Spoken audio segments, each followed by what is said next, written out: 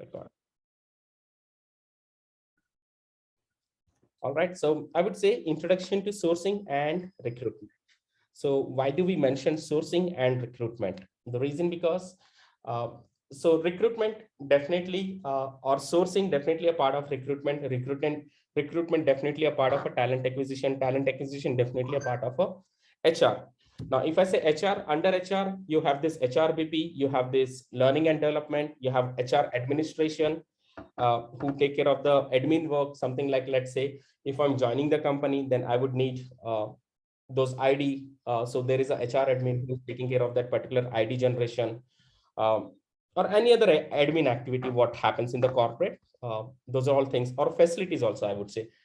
Something like uh, what kind of security facilities, or whatever the kind of a facilities we experience in a corporate, something like canteen related issues, or admin related issue, or security related issues. All those things we go and we request with the HR administrators. Or let's say if I lost my ID card, if I want a new ID card, to whom should I connect? I just go to my admin. I would say that I lost my ID card. Can you please give me the new ID card? If I join new also, if I have something offer related queries or anything, now offer related queries, compensation related queries, promotion related queries, definitely my manager. If not my manager, then I would definitely go with HRBP, HR business partner, who would take care of this compensation related queries, or onboarding. Onboarding goes with the L&D. Some companies HRBP would do the onboarding, but some companies learning and development team would do the onboarding. It depends on company to company structure. So apart from the onboarding, what I would say, L&D, if there are any of the new learnings, which are mandatory learnings like POSH learning or anything learning, something like that within the organization, which we have to take within the organization, those are the mandatory learnings. Then those are the kind of a learnings and all, which has been taken care by learning and development team. So admin team to take care of all the admin and facilities, I would say, to take care of all the admin work. Then we have a learning and development, which would take care of all the onboarding and the offboarding. Apart from that, if there are some necessary learnings that every employee must undergo through, those are the trainings which has been taken care by learning and development. And then the other wing, I would say, that's a talent acquisition, which is basically a main one of the a phase of the organization, I would say, where, let's say, overall yearly, there are some certain number of plans. Let's say for my organization, next year, we are looking to hire some 500 plus people. So let's say now we got the next year hiring plan. We get the allocation from every business. There are different business unit. So from every business, we get the hiring plans. These are the numbers looking like. We divide on a very high level. At the leadership level, it gets divided to quarter 1, quarter 2, quarter 3, and quarter 4. And then again, it boils down to every business. Then again, from every business, it's coming back to one of the recruiting managers. So maybe from 500, let's say my manager has got some of the 100 requirements. Now from my manager, I would get the plan for closing this 100 requirements for this particular entire year. And that's where the talent acquisition team or recruiting team, some companies has a full stack recruiter who would do right from the sourcing. I would say right from the sourcing to scheduling, to identifying, to offer negotiation, to offer rollout, negotiating with the businesses, negotiating with the HRBP, why candidate deserves so much of salary. We are giving a justifications. Why are we providing so much of salary to the hike, maybe a 30% or 50% or 100%, whatever the negotiations with the salary, even with the candidate, even with the business, where this recruiter is doing in the full stack recruitment. Recruiter is not just in negotiating in a full stack recruiter only with the candidates, but here recruiters in a full stack recruitment are negotiating with the candidates, with the business, and with the HRBPs as well. Okay, so because it's a full stack, right from the sourcing till offer rollout, till offer accept. I would not say after offer accept there's a onboarding part. Again, there's a recruiter is getting involved. No, not on an onboarding part, but right from the sourcing, right from the identifying a candidate. Let's say today I identify the candidate for tomorrow's requirement. Then I'm the one who is again scheduling their interviews. I'm the one who is again following up with all the interviewers to enter in the feedback. I'm the one who is asking to schedule the debrief or recap meeting for this particular interviews. following up with all the interviewers. And once all the interviewers are aligned for hiring this particular person, then I'm the one asking candidates all the required documents, all their offer letters, all their pay slips, or whatever the required documents. Then I'm the one who is proposing a salary. I'm the one who is first negotiating with the recruiter, sorry, negotiating with the candidate. When the candidate agrees on the number, then I'm the one who is initiating that approval email chain, including my manager, and then a business hiring manager, one of a director of a hiring manager, or from that particular business, finance approval, and then final HRBP approval. So I'm the one who is shooting up an email to my manager, HRBP, for agreeing on a compa ratio, then business for agreeing on that particular percentage of hike based on the outcome of the candidate interview outcome. So I'm only the one who is doing everything. And once I get the approval, then I'm the one who is entering all the details in the system and sending the offer from the system to the candidate. So that's basically full stack recruitment looks like. Now, in some companies, people feel that it's becoming so much of overwhelming. It's becoming so much for each person to do everything, right from the sourcing, scheduling, offer negotiation. It's becoming too much of work for this particular person. So that's reason in some companies, they have divided this full stack recruitment into the 2 or 3 different functions. If I have to say 3 different functions, then one function which completely focuses on sourcing, which the sessions are all about, we'll go there, but let me just help you understand what are these 3 different functions. If TA gets divided in the 3 different functions in some of the organization. So one function which comes first, that is a sourcing function. Then second function, which is basically a client recruiter who is actually interacting only with the business. With candidate also, they get into the interaction, but after certain point in time, once the candidate comes to the on-site or once the candidate comes for a interview, that time this people, these recruiters, front-end recruiters, I would say, are interacting with the candidates and then the business. So front-end recruiter, first they interact with the hiring managers, involved sourcers. Let's say I get the requirement. As soon as we get the requirement, then my talent partner or my front-end recruiter is basically setting up meeting with the hiring manager and setting up the expectations.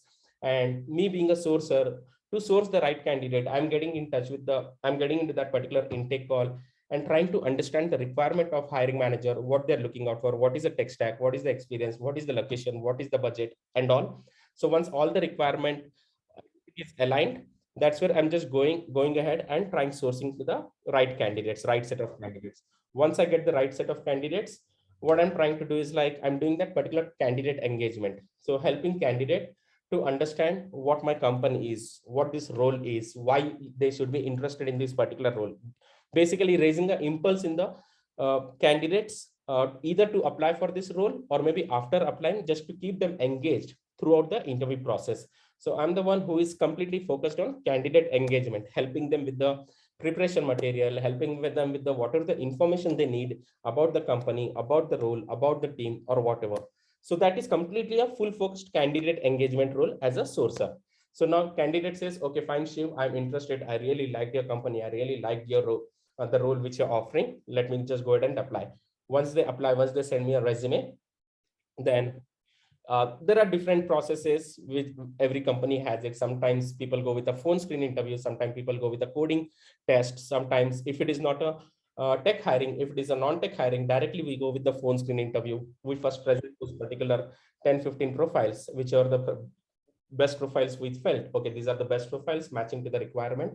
Then we just go ahead and present it to the hiring manager. Now, from those 10 profiles, let's say hiring manager has shortlisted 5 profiles. Again, I would come back and again set up a detailed discussion with the candidates, all those 5 candidates. How does the entire interview process would look like? What is the preparation they would go through? And then once the candidate is flexible, then I would raise a request. So in some companies, they would go ahead and raise a request, and that's where the talent scheduling team will come into the picture. As soon as the request is raised, scheduling team will take it from there. They'll go ahead and start scheduling those particular interviews. And once the interviews are, so they interact with the candidate only for scheduling purpose. They don't interact with the candidate for preparation or anything else.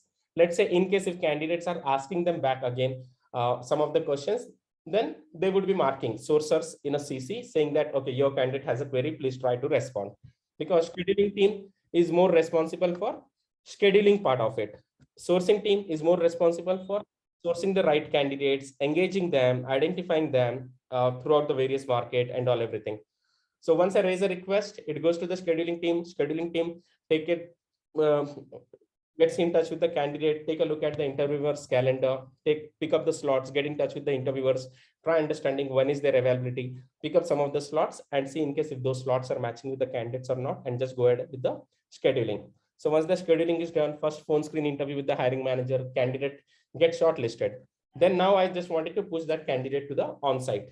On-site is nothing but face-to-face. Now it is happening on a virtual calls, on a Zoom calls.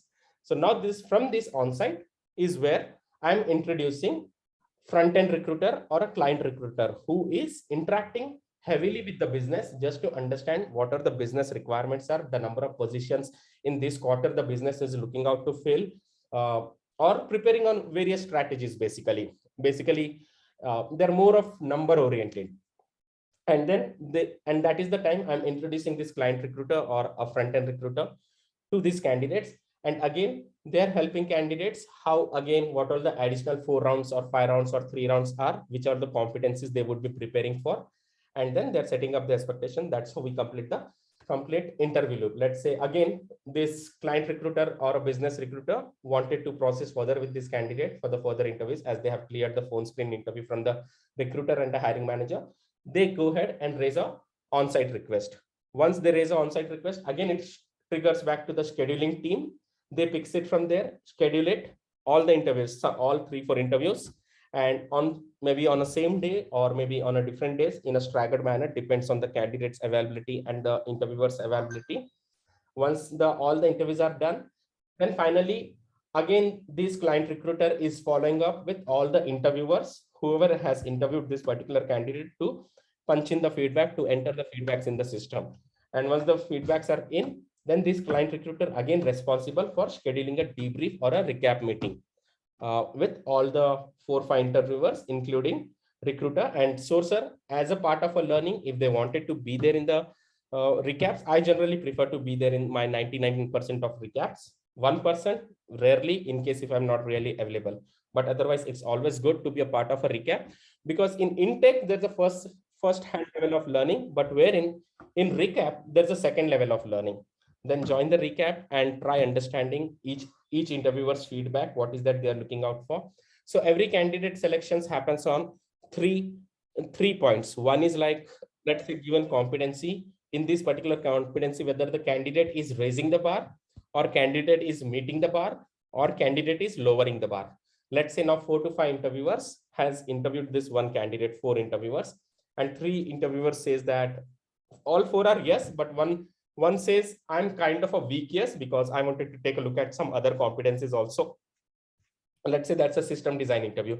Candidate did balanced, not really great, but yes, kind of a meeting the bar. Then this candidate says, okay, fine, I'm yes, but I wanted to see how the other coding rounds went. Then the other coding rounds, the candidate might have done really good. That's where this interviewer is saying, no, in my round, they have actually raised the bar in both the coding round. In hiring manager round, hiring manager says, even I'm kind of a weak yes, because the kind of a leadership principles, what I have covered, functional interview questions, whatever I covered, situational based, that were not that great example. So I just wanted to see the rest of the feedbacks. Then it becomes tie. Then now these 4 people collectively together have to take a call, or maybe in some companies we have a bar raiser also, bar raiser who basically drive this entire recap. They try to do a justice to the organization and try to do a justice to the candidate, try to understand, okay, fine, if the coding is really good, now let's say in system design interview, candidate has done okay, but not really great. But whatever is that okay, let's say in LLD candidate has done really great in low level design, but where in high level design, there are some of misses where candidate did not ask clarifying questions or did not go with what interviewer was expecting. Then this bar raiser would ask them, okay, if you're saying, is that the scenario? Is that the area coachable? If that's the area coachable, then they'll leave up to the hiring manager. See that in case if that is the area coachable, because in coding the candidate has done as well in system design, the person has done okay, but it's kind of a area which is lacking, which is coachable. But again, it's your call, because you have taken a leadership training on a functional principles or leadership principles or a functional competencies or a situational based question. Now you try to justify, the ball is in your court. You try to justify whether you wanted to hire this candidate, take that particular calculated risk, coach them in those particular areas where they are lacking, and decide. So that's where the bar raiser comes into the picture. But to do all this, there's again a client recruiter who is actually chasing up with a bar raiser, chasing up with all the interviewers to punch in the feedback. So being a client recruiter has its own benefits, plus and minus. Being a sourcing specialist has its plus minuses, where you would not be able to drive the complete business, but at the same time you'll be able to drive the complete candidate engagement. So it completely depends on every individual interest. If they wanted to take up a full stack role, if they wanted to take a sourcer's role, or if they wanted to take up a client recruiter role. Every lot of companies has all the various models. Some companies has hybrid model where it's a complete full stack. And sometimes, let's say, if from full stack, if the person wanted to go back to the complete sourcing, they can go. That's the reason we call it as a hybrid model. Something like nowadays we're calling kind of a work from home is kind of a hybrid. Whenever you wish to come to office, you come, but otherwise you continue as long as you wish to continue from home. Similarly, the hybrid recruitment model, if someone wants to continue the full stack recruitment, they can continue. But if they wanted to take a specialized into the sourcing, they can take that based on their area of interest. If you ask me, my area of interest is basically in a sourcing. I love that identifying a candidates from various pools or various sites, doing those searches, playing with Boolean, playing with a lot of applications and all. And then finally, once we get the candidate, we are engaging with them. The way we engage with the candidate, the way we help them prepare, the way the engagement is not just the short term for a week or a 2 week or a 3 weeks. It's basically the long-term engagement. Sometime last year also, when I spoke to some of the candidates, they told that, Shiv, you know what, that time when you were in Amazon, you were the one who were helping me in my recruiting or in my recruiting process as well in the preparation. Though I could not clear the interview during that time, but today, as again, I'm looking out and I see that you're working at Twilio. I would definitely love to get an interview with this particular role. So it's again, engagement is kind of a long term. It's not just the short term. Let's say candidate got rejected. Never say bye to the rejected candidates, because we do not have a super awesome candidates in market. We have to build the super awesome candidates. So when the sourcing specialist is keeping that particular attitude of having that long-term relation with the candidate, then definitely there's a lot of bandwidth required for this particular sourcing specialist to be there. Similarly, the front-end full stack recruiter, who is again interacting with the business, basically managing various escalations, or completely a number-driven thing, what the front-end recruiters is doing. And talent guides are super active always. As soon as you raise a ticket, talent guide, some people call it talent guide, some people call them talent schedulers, some people call them schedulers. It depends on the company to company, but they do the super awesome job. As soon as the interview request came in, immediately they get in touch with the candidate, they get in touch with the entire interview panel, try to see when these slots are matching for even for a candidate as well for the interviewers, and trying to schedule. So that's basically a difference between sourcing and the recruitment and scheduling. Shiva, I have a doubt. Yeah. So it's like the topic is very good and it's pretty clear, but I would like to know who is this, like who acts as a bar raiser? Like, you know, you said, you know, I'll come back to that. As I mentioned, in the initial 30 to 40 minutes, we'll cover whatever the topics we are covering. Then we'll go with the R&D part of it. There we can open up for the questions. Got it, Shiv. Sorry. Yeah, please carry. So that, yeah. So yeah, we have last 3 minutes left. We might get disconnected as we were running on free version of Zoom. So please relog in using the same login details. So I'll just take a pause. Maybe after this session, we'll go with the keyword search, Google direct answers, Google basic Boolean operators, and then Boolean searches. Now coming back to your question, Sharma, who is the bar raiser? So in some companies, hiring manager itself is a bar raiser, or in some companies, there's a person called bar raiser, who is a person who is not within that particular business. Let's say if I'm hiring for my team, I wanted one external person to come and do the justice. The reason, because external means not a person who is outside the organization. Within the organization, let's say there are 5 different businesses, and every business has one bar raiser. But this bar raiser would do a justice for the other businesses. Let's say I'm into one particular business, enterprise business, and we have a candidate whose debrief is going on, and one bar raiser interview who is from the accounts or account security teams, other teams. They have taken their interview. So bar raiser also knows what's a candidate is capable of, because they also took their one interview of the candidate. So what happens in this model is sometimes hiring manager, let's say if the role is not getting filled and hiring manager really needs someone to work on that particular role, and maybe during the interview candidate did not do well some of the competencies which are actually required for that particular role, but somehow this hiring manager got influenced by some other maybe a recruiter or maybe a other interviewer or maybe some of the reference.